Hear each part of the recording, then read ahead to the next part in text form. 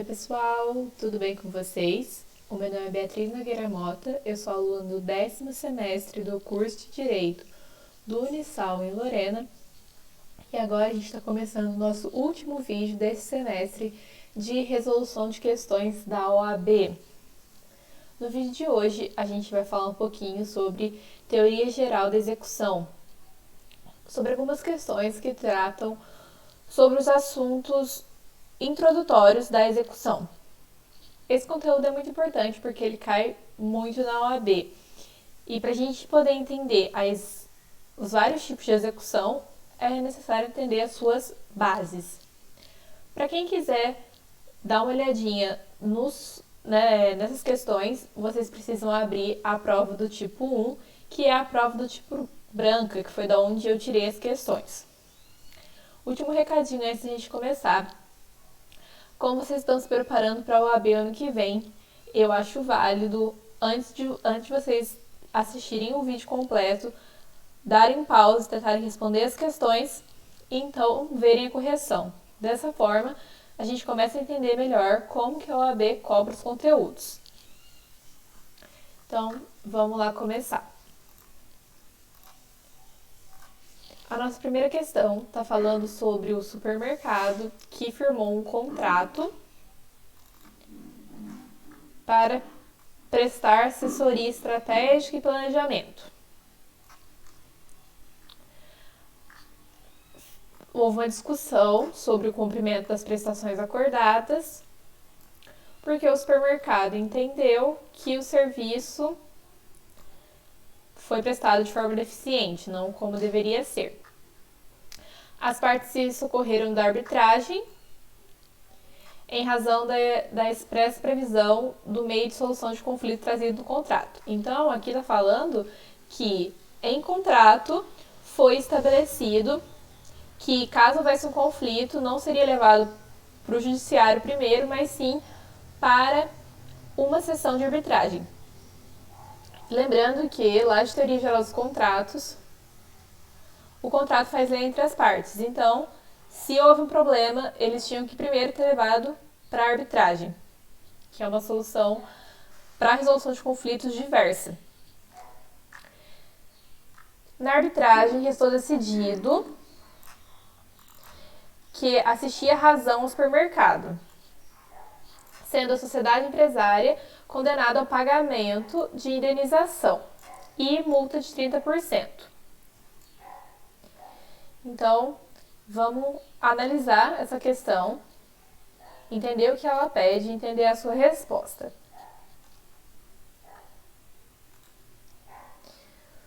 Para essa questão, a gente precisa ficar de olho nesses dois artigos que vocês estão vendo aí do Código de Processo Civil. O primeiro artigo, ele trata sobre quais são os títulos que são considerados títulos executivos judiciais. E aí, quando eu tenho um título judicial, para se fazer cumprir, eu devo entrar com o cumprimento de sentença. Agora, quando eu tenho um título executivo extrajudicial, eu vou ter que fazer uma execução de título. A sentença arbitral, que é o que está falando no enunciado, é considerada pelo Código de Processo Civil um título executivo judicial. Assim, para se fazer cumprir essa sentença, eu vou utilizar do cumprimento de sentença. Agora, por exemplo, se a discussão fosse sobre um cheque, eu faria uma execução de título, porque o cheque, segundo o Código de Processo Civil, é um título executivo extrajudicial. Eu não posso entrar com o cumprimento de sentença quando eu tenho um título executivo extrajudicial. Apenas eu posso executar esse título. Fiquem ligadinhos nesses dois artigos do Código, que eles vão falar para vocês quais são os títulos executivos judiciais e também o procedimento. Agora vamos analisar as alternativas. Segundo o gabarito da OAB, a alternativa correta é a letra B. Agora, a gente precisa dar uma olhada para entender o porquê das outras estarem incorretas. A letra A está falando que é um título executivo extrajudicial. Não. A sentença arbitral, segundo o Código de Processo Civil, ela é considerada um título executivo judicial. Letra C. A sentença arbitral só poderá ser executada junto ao Poder Judiciário após ser confirmada em processo de conhecimento. Não, não é necessário, porque a sentença arbitral ela já é um título executivo judicial. Assim, o direito ele já foi resolvido e eu vou apenas executar. Então, não tem por que eu passar por todo um processo de conhecimento. Letra D. A sentença arbitral será executada segundo as regras do cumprimento de sentença, tendo em vista seu caráter de título executivo extrajudicial. Não. A sentença arbitral é um título executivo judicial. Primeiro ponto. Segundo ponto que está errado nessa questão. Se eu tenho um título executivo extrajudicial, eu vou entrar com uma execução e não com um cumprimento de sentença. O cumprimento de sentença, ele serve apenas para os títulos executivos judiciais. E os títulos executivos judiciais são aqueles previstos no Código de Processo Civil. E a sentença arbitral é um deles. Vamos ler agora a letra B. Por se tratar de um título executivo judicial, será promovido segundo as regras do cumprimento de sentença. Correto. Toda vez que eu tenho um título executivo judicial, eu utilizo o cumprimento de sentença. Toda vez que eu tenho um título executivo extrajudicial, como o cheque, nota promissória, eu entro com uma execução de título. Vamos para a próxima questão.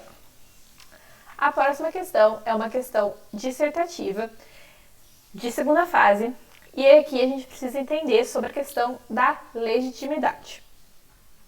Aqui está falando que a sociedade empresária Madeira Certificada LTDA firmou com a Só Móveis LTDA um contrato de fornecimento de material, visando o abastecimento de suas indústrias. Depois de 2 anos de relação contratual, Só Móveis deixou de pagar as notas fiscais emitidas por Madeireira Certificada. Madeireira Certificada, de posse do contrato e das notas fiscais e de uma declaração reconhecendo a existência da dívida, ajuizou uma execução de título extrajudicial em 1º de 2016. Citado, a sociedade empresária Só Móveis não efetuou o pagamento e, quando foi feita a penhora, ela, na verdade, foi infrutífera, não tendo sido localizado patrimônio. Madeira Certificada constatou, contudo, que um dos sócios administradores havia tido um acréscimo substancial no seu patrimônio nos últimos 2 anos, passando a ser proprietário de imóveis e carros. Agora vamos ver o que eles estão pedindo nas questões. O que a sociedade empresária Madeira Certificada deve alegar para fundamentar a extensão da responsabilidade patrimonial, ou seja, quem é responsável nesse caso são as sociedades que firmaram o contrato. É possível se estender aos sócios dessas partes que fizeram o contrato? Então aqui a gente está discutindo um pouquinho sobre legitimidade dentro da execução. E a letra B, com base em tal alegação, qual seria a medida processual incidental adequada para estender a responsabilidade? Então, o que tem que ser feito dentro do processo? Vamos analisar aqui o padrão de respostas da OAB.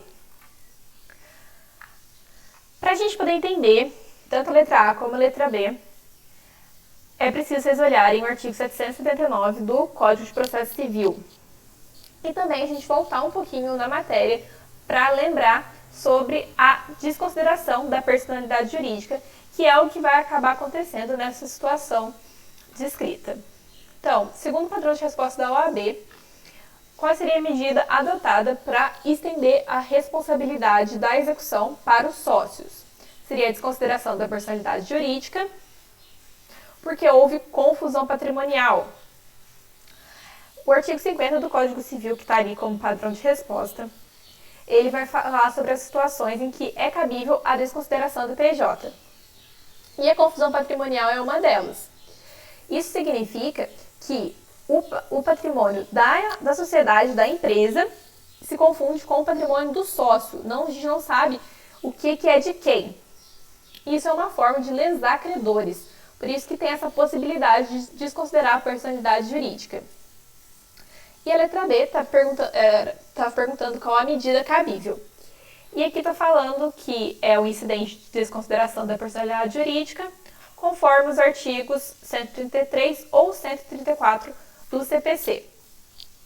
Quando o padrão de resposta da OAB ele aparece esse ou, significa que pode ser um ou outro. Não é necessário os dois para conseguir a resposta ou a pontuação total. Então aqui a gente entende que os legitimados da execução são aquelas partes do contrato. Só que, como houve uma das hipóteses de desconsideração da PJ, vai poder ser estendida aos sócios, segundo o procedimento do artigo 133 e 134 do CPC. Não esqueça de dar uma olhadinha no artigo que eu falei para vocês no começo, para a gente poder entender quem são os legitimados da execução e do cumprimento de sentença também. Próxima questão. Essa questão que vocês estão vendo, ela foi uma reaplicação da prova. Às vezes acontece de em alguma cidade não poder ser feita a prova, então ela vai ser refeita em outro dia com questões diferentes. E esse foi o caso. Então, se vocês forem procurar por esse exame, não esqueçam de procurar pela reaplicação em Salvador, porque se vocês forem nas provas gerais, não vai ter essa questão. Vamos analisar. Magno ajuizou uma ação de execução em face de Maria, alegando ser credor de 28 mil reais. A obrigação está vencida há 50 dias, não foi paga e ela está presente em um contrato. Contrato de mútuo, contrato de empréstimo. E ela é do país estrangeiro. Então, esse contrato ele não foi formulado aqui no Brasil. Aqui está falando, o contrato também falou que o cumprimento da obrigação seria na cidade de Salinas. Após o despacho positivo proferido pelo juiz, Maria foi citada, bem como houve penhora eletrônica da poupança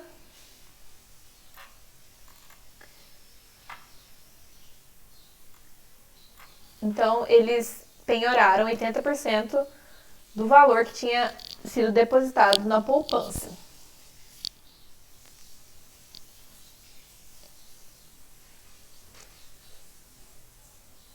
Ele está falando que a Maria possui 2 veículos que poderiam ter sido penhorados.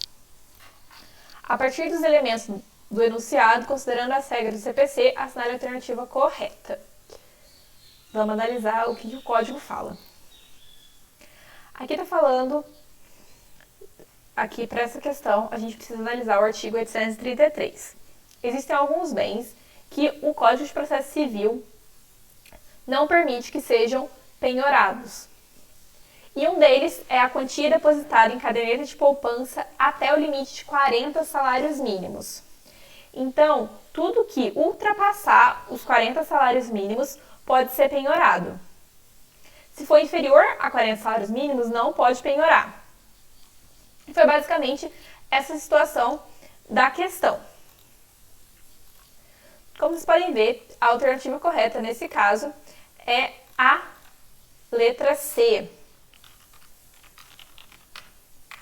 Esse artigo que eu acabei de mostrar para vocês, que é o 833 do Código de Processo Civil, ele é muito importante, ele cai muito na OAB, porque tem muita questão relacionada a isso, sobre o que pode ser penhorado numa execução e o que não pode.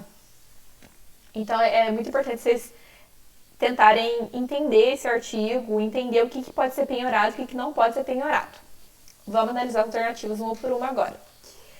Antes do ajuizamento da ação de execução, exige que Magno proceda à homologação do título executivo originado em país estrangeiro.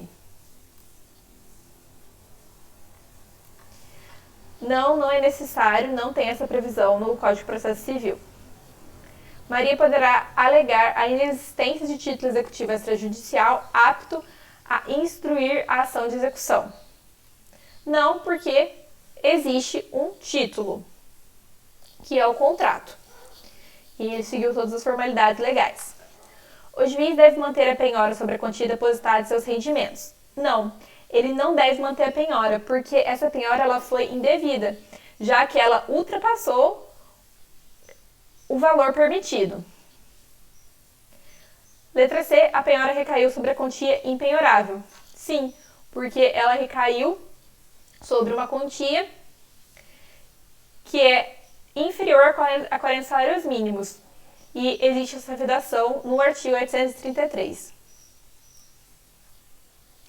Ademais, não haveria necessidade de recorrer à penhora da poupança, já que existiam os veículos.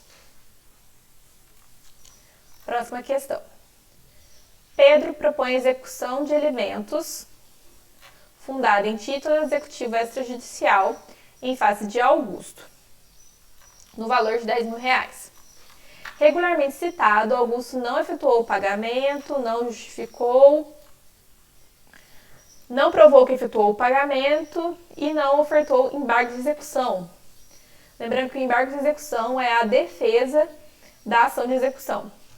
Pedro, então, requereu a penhora do único bem pertencente a Augusto, qual seja R$10.000, que estavam depositados em caderneta de poupança. O juiz deferiu o pedido, então foi penhorado ali o valor da caderneta de poupança. Aí a questão quer saber se a decisão sobre essa decisão judicial, se ela foi correta ou não. Vamos analisar. O artigo 833, que eu acabei de falar para vocês, ele fala sobre quais bens são impenhoráveis, quais bens em que não vai recair a penhora. Só que se a gente ler os parágrafos desse artigo, a gente vê que os certos bens, eles são impenhoráveis sim, entretanto, essa impenhorabilidade, ela não é válida para a execução alimentar. Então, quando tem uma execução alimentar, é possível sim penhorar a caderneta de poupança no valor abaixo de 40 salários mínimos. Então, é bom entender essa exceção, que também é algo que a OAB adora. E essa é uma maneira de proteger essa pessoa que precisa de alimentos e ela ter o seu direito resguardado. Então, nos casos de execução de alimentos, eu não vou ter a impenhorabilidade recaindo sobre a poupança e sobre alguns outros bens que, em outras execuções, são considerados impenhoráveis. Vamos às alternativas. Como a gente viu, a correta, segundo o gabarito da OAB, é a letra D, e vamos analisar as demais. A decisão judicial que determinou a penhora foi equivocada, pois os valores depositados em caderneta são impenhoráveis. Não, a gente acabou de ver que quando se trata de ação de alimentos, uma execução de alimentos não se aplica a impenhorabilidade. A decisão foi correta, até aqui tudo bem, pois o Código de Processo Civil permite a penhora de quaisquer valores depositados em aplicações financeiras. Não, a gente já falou sobre isso e não é bem assim. Letra C. A decisão do juiz foi equivocada na medida em que o Código de Processo Civil assegura a impenhorabilidade da caderneta de poupança até o limite de 100 salários mínimos. Não, 40 salários mínimos. Lembrando que não se aplica à execução de alimentos. Letra D, que é a alternativa correta segundo o gabarito da OAB, diz que a decisão do juiz foi correta, pois o Código de Processo Civil admite a penhora de valores depositados em caderneta de poupança para o cumprimento de obrigações alimentícias. É a correta, como a gente viu, é a exceção trazida pelo parágrafo 2º do Código de Processo Civil do artigo 833. Mais uma vez, parte da ideia da proteção do menor e do direito aos alimentos. Vamos à nossa última questão. Em virtude de inadimplemento do pagamento de uma nota promissória, lembrando que é um título executivo extrajudicial, o Banco Mais Dinheiro ajuizou a ação de execução por título extrajudicial em face do supermercado Baratão. Citado o réu, não houve pagamento da dívida e não foram encontrados bens penhoráveis. Em consequência, o exequente requeriu a penhora de 100% do faturamento executado, o que foi deferido. O executado interpôs agravo de instrumento, impugnando decisão. Vamos agora fazer aqui uma análise do Código de Processo Civil para entender qual alternativa está correta ou não. Segundo o artigo 866, ele vai falar um pouquinho sobre essa questão da execução de empresas, sobre a execução de faturamento e tudo mais. O artigo fala que o executado, que não tiver outros bens penhoráveis, ou for de difícil alienação, então depois da penhora não foi possível vender, ou o valor ele é insuficiente para saldar o crédito, é um valor menor, o juiz poderá ordenar a penhora de percentual de faturamento da empresa. O parágrafo 1º diz que o juiz fixará o percentual que propicie a satisfação do crédito, mas que não torne inviável o exercício da atividade empresarial. Ali, o autor da ação ele pediu a penhora de 100% do faturamento. 100% do faturamento de uma empresa, ela não vai conseguir se manter suas atividades, porque tudo vai ser penhorado, tudo vai ser voltado para aquela execução. E é por isso que não é possível. Um dos princípios da execução é que a dívida seja paga, mas que isso não leve ao empobrecimento da outra parte. Então, ela ainda precisa ter meios para se manter, nesse caso a empresa, o supermercado, ele precisa ter meios para se manter atuante. E se 100% do faturamento for penhorado, não vai ser possível, porque ele não vai conseguir comprar produto, pagar funcionário, pagar conta de luz, enfim. Então, vamos analisar agora cada uma das alternativas. Segundo o gabarito, a alternativa correta é a letra A.